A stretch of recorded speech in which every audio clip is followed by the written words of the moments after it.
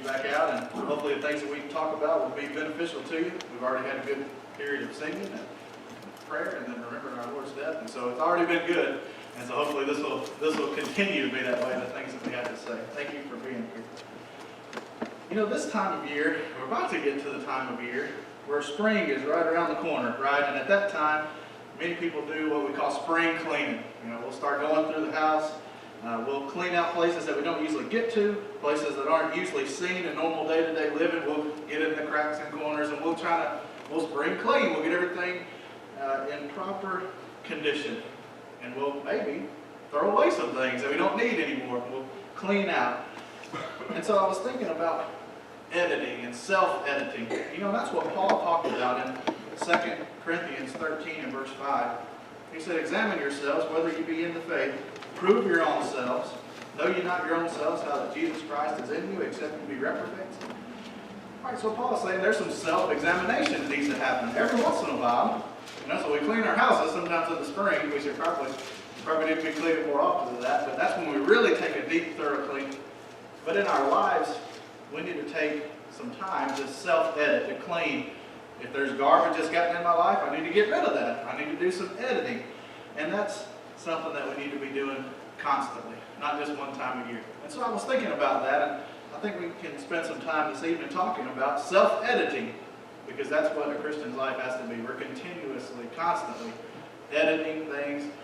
Trouble pops up in our life. I got to get rid of that. I need to take care of this, straighten this up. That's what the life of a Christian is all about. So let's spend a few minutes this evening talking about self-editing. You know, I often have seen these signs, and maybe if you look on the internet, where these signs at some particular church building, they put up some message, and maybe there's a misspelling, or maybe the way they worded it makes it sound, not quite the message that they wanted it to say. I got a couple examples for you. One sign at a church building said, "A worm, welcome to all." Not warm, worm, right? W-O-R-M, a worm, welcome to all. I don't think that's the message they're trying to put out there. I think they're trying to say a warm welcome to all. What about this one? It said, "Ladies, don't forget the rummage sale. It's a chance to get rid of things not worth keeping around the house. Bring your husbands." And so, you know, so this side, I don't think that's what they're trying to say. But anyway, what about this side? It says, "Don't let worry kill you. Let the church help." So that one, I don't even know what to say there. I think the intent was, let us help you out with trouble, but it sounds like, let us help get rid of it. There's one more. There's one more I saw that says, "We love hurting people." Okay? So, again, I think what they meant to say was, people that are hurting, we love them. But instead, what their message said, we love hurting people. And so, again, those signs need some editing.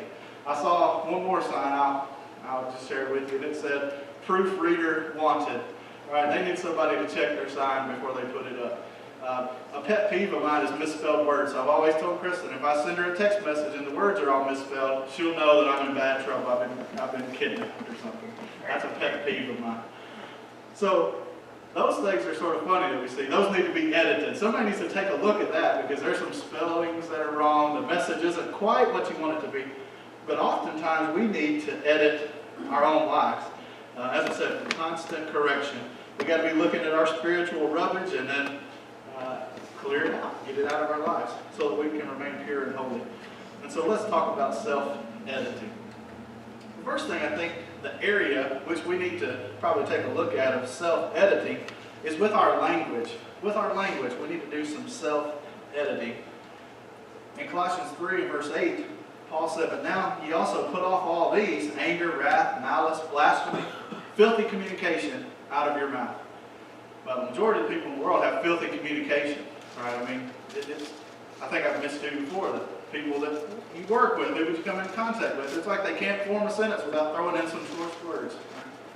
But Paul said we've got to edit those things out. We need to get filthy communication out of our mouth. It doesn't need to be there. And so these are obvious offenses of the mouth. What about blasphemy? That's one that you hear a lot. People taking the Lord's name in vain. That should almost make you cringe when you hear somebody take God's name in vain. You say, "Whoa, wait a minute. We don't need to do that." All right, one of the 10 Commandments in Exodus 20, verse 7, says, "Thou shalt not take the name of the Lord thy God in vain, for the Lord will not hold him guiltless that taketh his name in vain." And God still feels that way. It's the name of God. You know, just throw it around, not like it doesn't mean anything. Throw it around casually. And again, we sometimes tremble when we hear people using the Lord's name like that. So if we're doing that, we need to edit that out. Don't take God's name in vain that way. So that's one thing we can edit out. What about all the other things that we mentioned? Filthy communication. So that would involve what? Cussing. You know, cursing, I guess, is the popular or proper term, but we say cussing, right? People cussing, telling dirty jokes, making sexual innuendos. Some people even try to justify bad language. Have you ever heard anybody say something bad and then say, "Pardon my French"? You know, like that excuses it. You know, well, I'm here to tell you that's not French. That's just dirty English. You can't just excuse it saying, "Pardon my French." Or maybe you say, "Well, it's part of a song that I like to sing. You know, it's just a real popular song, and so I'm just singing the words of the song." Well, you need to change the channel. That's not the right kind of song you need to listen to. What if you quote from someone else? So I'm talking to you and I say, "Well, I'm not saying this, but I quote to you what somebody else said, and then I say the word." Well, that doesn't excuse it either. I'm still using bad language. What if we say, "Well, I was angry. I was angry and I just couldn't help myself"? Well, that's not a good excuse either, right? Paul wrote in Ephesians 4, verse 26, "Be ye angry and sin not. Let not the sun go down upon your wrath." So we get angry from time to time. You could even be angry and not sin, and that's what Paul's talking about. Be angry, but just don't sin with that anger. Jesus was angry, I believe, whenever those money changers were in the temple making a whole mockery of religious services. He flipped the tables and he ran them out. I believe Jesus was angry, but he didn't sin.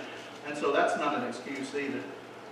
What if somebody says, "I just really needed to drive the point home. I couldn't get my point across, so I had to throw in a couple expletives, and that really drove my point home there." Well, maybe it did make the point clear, but does that make it right? No, it doesn't. Paul wrote in Romans 3 and verse 8, said, "And not rather, as we slanderously reported, and as some affirm that we say, let us do evil that good may come, whose damnation is just." You know what Paul's saying, right? He's saying, you know, should we do evil things so that a good result should come? No. You shouldn't do evil and then claim a good result. So I shouldn't say, "Well, I just had to throw in a few cuss words, but you got my point across."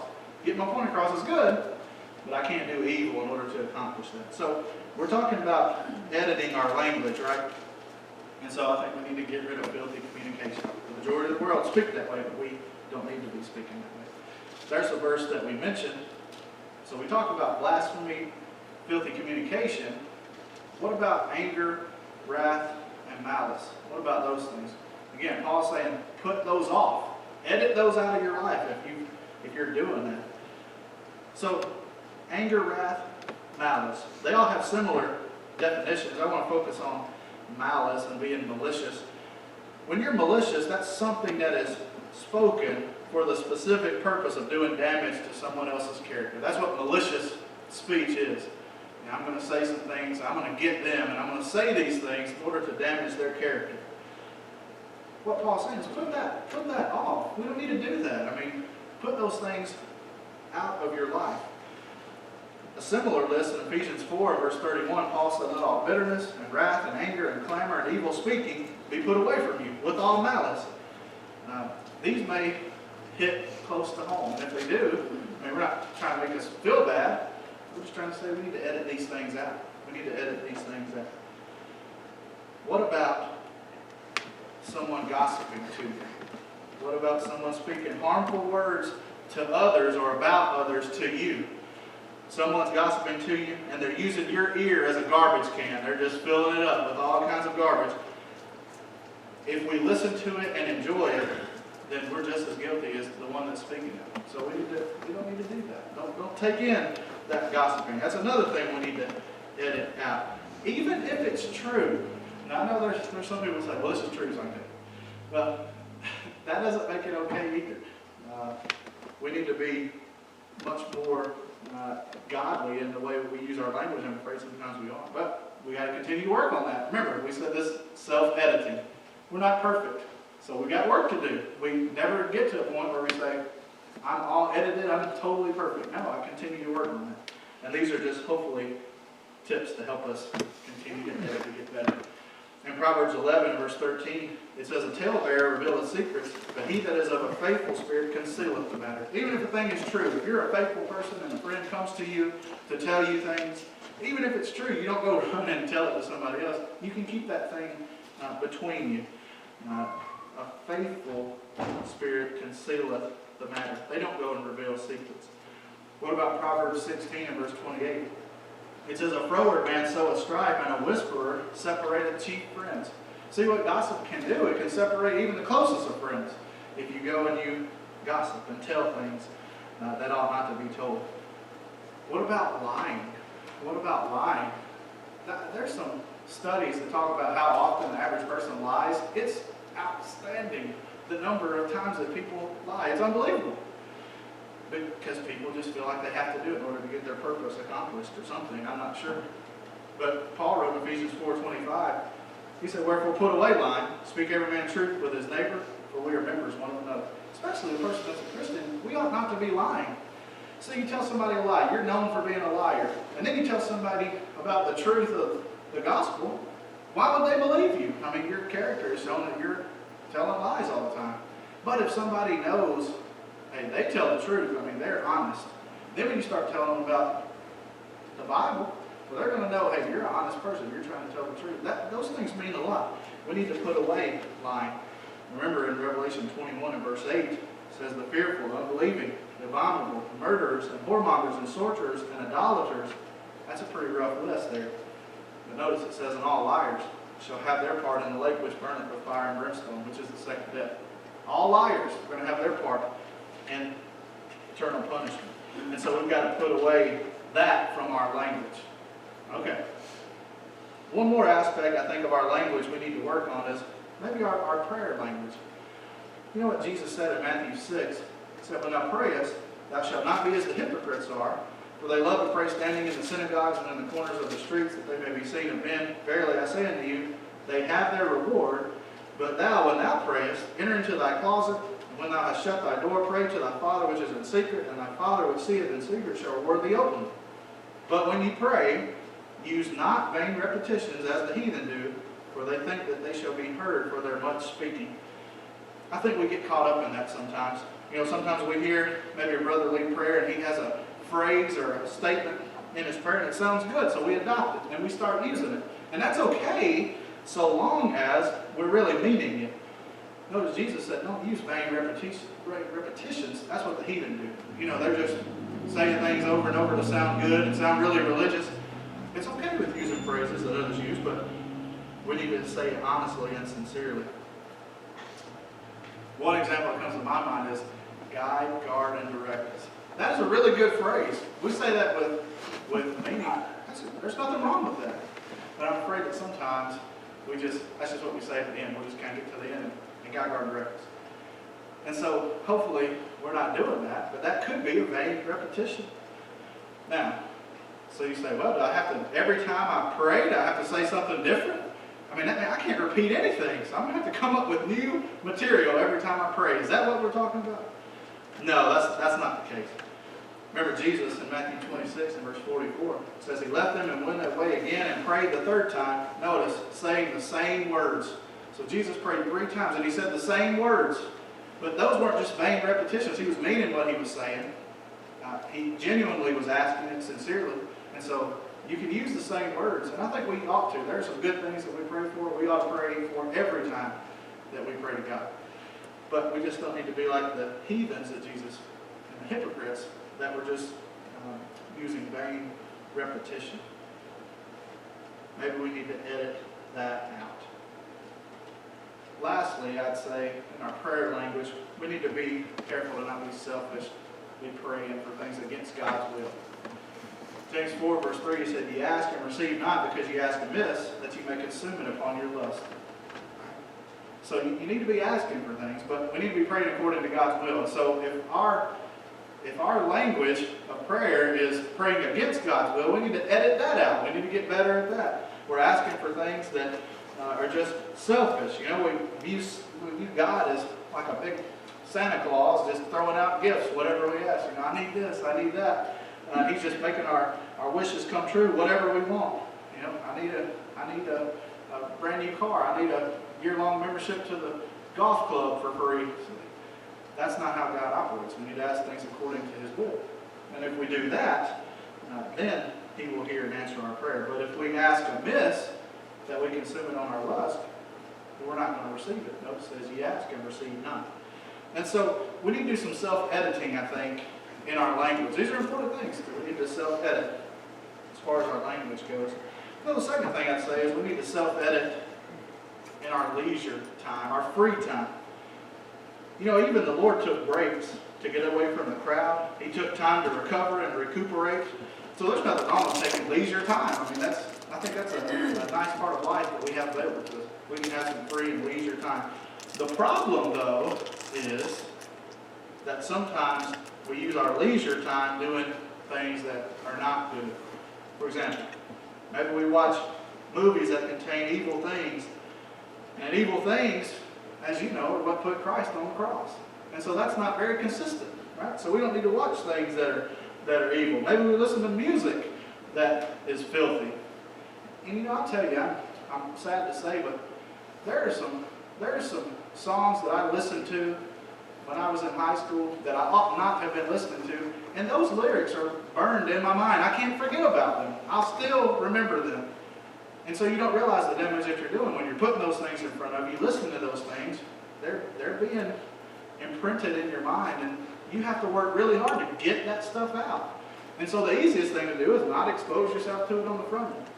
But if it gets in there, we got to edit it out. We got to work to get it out. Notice what the psalmist said in Psalm 101 and verse 3. That I will set no wicked thing before mine eyes.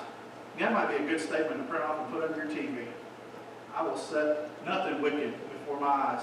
And so that'd be a good reminder. If something comes on TV, that's not really appropriate. We need to cut that off. Right? I will set nothing wicked before my eyes. Notice Romans 1, verses 29 to 31. It says, being filled with all unrighteousness, fornication, wickedness, covetousness, maliciousness, full of envy, murder, debate, deceit, malignity, whisperers, backbiters, haters of God, despiteful, proud, boasters, inventors of evil things, disobedient to parents, without understanding, covenant breakers, without natural affection, implacable, unmerciful. Man, you're reading through that list. That's a bunch of stuff there. But as I read through that list, you know what I think about? I think about a description of a modern day movie. Really. I mean, all of those things are in a bunch of the modern day movies. And notice it says inventors of evil things. There's people today inventing evil things, and they're putting it out there for our entertainment. Leisure is okay, free time is okay, but we got to be careful how we spend our leisure time. No one today in the marketing industry could have written a better trailer for a modern day movie than these verses right here, because these are a bunch of the things that they use in songs, even video games. They describe a lot of those sort of things. Yet we pay big bucks sometimes to see those evil things. Romans 1 verse 32, the very next verse says, who knowing the judgment of God, that they which commit such things are worthy of death, not only do the same, but have pleasure in them that do them. So, there's two things here. People that do those things that we just mentioned, well, they're worthy of death. That's not good. But if you put your stamp of approval on those things, if you approve of them, if you take pleasure in them, then you are also in bad standing with God because of that. There are some good movies. There are some good songs. There are some good video games. We need to seek those out and use those. There are good things to do with our spare time, but there are also some bad things. So we need to edit those if we're not using our time wisely and using our leisure time for evil things. You know, Romans 12, verse 9, Paul said, let love be without dissimulation. Abhor that which is evil. Cleave to that which is good. Is that what we're doing now? We need to ask ourselves that question. Am I cleaving to that which is good? We don't need to spend free time doing things that are going to cause us to get into sin. That's what I'm saying. In Romans 13 and verse 14, we used this verse this morning. It said to put ye on the Lord Jesus Christ and make not provision for the flesh to fulfill the lust thereof. This morning I used the example of if my issue is drinking alcohol, then I may have to take the long way home, because if I go the shortest way, there's a bar there, and I may be tempted to go in there. That'd be making a provision for the flesh. And so I may have to take the long way home because that's the thing that I struggle with. But there could be any issue. Maybe my struggle is stealing. And so I make sure to not go in a store alone. I have somebody go with me so that they can watch me and make sure I'm not putting things in my pocket. Whatever the case may be. We need to not make provision for the flesh. That means not setting ourselves up to get into trouble, to get into sin. Make no provision for the flesh. You know, there used to be a saying that said, it's just good, clean fun. Just good, clean fun. That's the kind of leisure time that we ought to be looking for. Just things that are good, clean fun. There's a lot of evil entertainment. We need to look for those that are good and godly. As I said, Jesus took breaks. He rested. He got away from the crowds and recuperated. It's okay. We just need to make sure we're doing it in the right way. So, self-editing, language, leisure. The last thing I'll say is our loyalty. We need to self-edit our loyalty. In Matthew 6, verses 22 to 24, these are familiar verses. It says, the light of the body is the eye. Therefore thine eye be single, thy whole body shall be full of light. But if thine eye be evil, thy whole body shall be full of darkness. If therefore the light that is in thee be darkness, how great is that darkness? Notice, no man can serve two masters, for either he will hate the one and love the other, or else he will hold to the one and despise the other. You cannot serve God and mammon. Now, these are Jesus' words in the Sermon on the Mount. Notice what Jesus is saying. You've got to pick a side here. You can't keep one eye on God and the other eye on the world. That's not how it's going to work. You can't straddle the fence. Well, on this side, I'll be godly over here, and then I'll try to be worldly over here. That's not going to work. You're either going to serve one and despise the other. You're going to love the one and hate the other. Right? You got to serve one or the other. No man can serve two masters. And that's what Jesus, exactly what he said. Either spiritual or material. Sometimes I think we get a distorted view of temporal versus eternal. And it's hard, I think, for us to look and think about heaven and eternal things because we can't see it. It's not right there in front of me. I can't see it and touch it and know what it's like. But I can see and touch and know the things that are right in front of me. And so I get drawn to the temporal and I can't see the value of the eternal. Let me ask you this. Our loyalty. Just on the question of attendance. What if I told you that if you come to services, I can give you $1 million. $1 million. If you're here next Sunday morning, I'll give you $1 million. I can't do that. But if I could, and I said that, you would be here, wouldn't you? It'd take a lot. I mean, you would be making whatever kinds of changes necessary in order to get here to get that $1 million. But you know what? You know what the thing is? Heaven is worth much more than $1 million. $1 million is just going to fade away.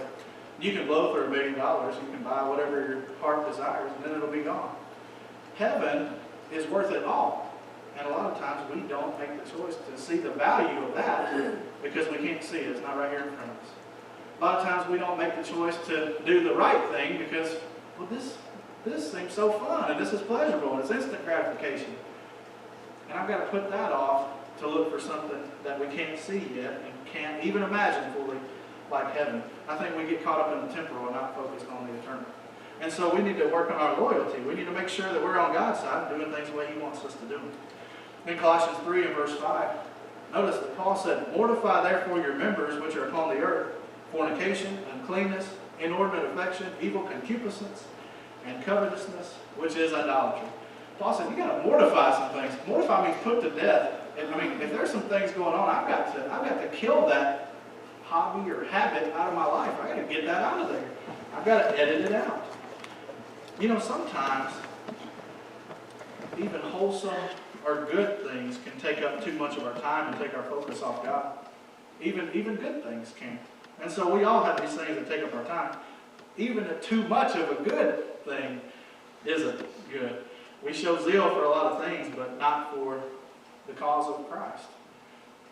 We need to focus more of our time, I think, on that.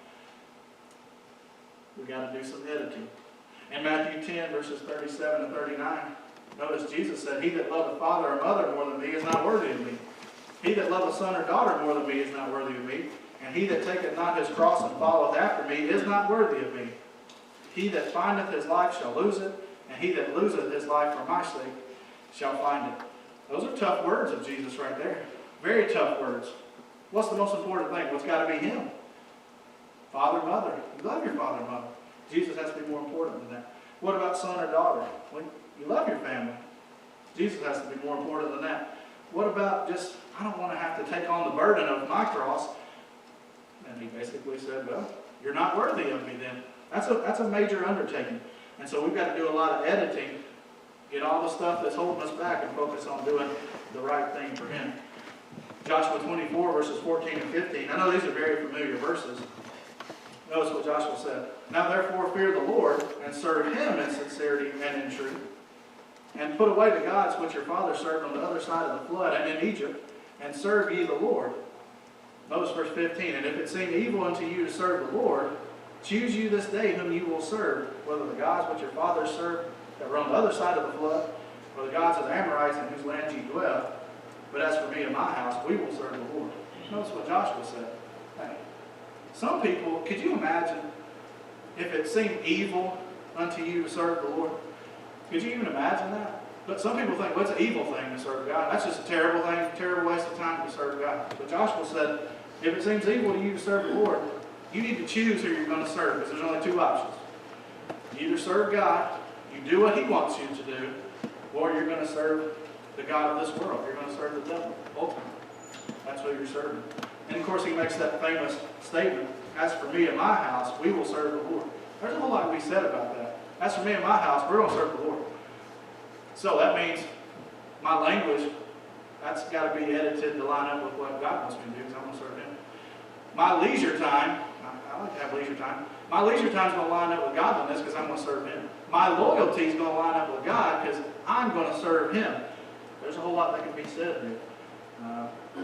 And I want you to know that this is sort of a lesson that I'm bringing, with a Bible in one hand and a mirror in the other, because I think I need to hear these things. If I'm going to serve God, I've got to put away all the other things that may get in the way of doing that. We all need to hear this, I think. We examine ourselves, and we need to get the garbage out. All right, self-editing. Self-editing. Are you planning to do some spring cleaning? We usually do, right? I mean, I don't know who started that. Whoever started that made for busy springs for us, but we usually do spring cleaning. We usually get everything in order. Right? I mean, there's things that the winter brings that we maybe put away our winter clothes, bring out our spring clothes, maybe clean up places on the house that have gotten dirty. We'll compare that to being a Christian and think about self-editing that way. Sometimes there's things that get in our life. Okay, we've got to take care of them. And hopefully there's probably, dozens more different subjects we can talk about. But I think the three that came to my mind first were our language, our leisure time, and our loyalty. Self-editing.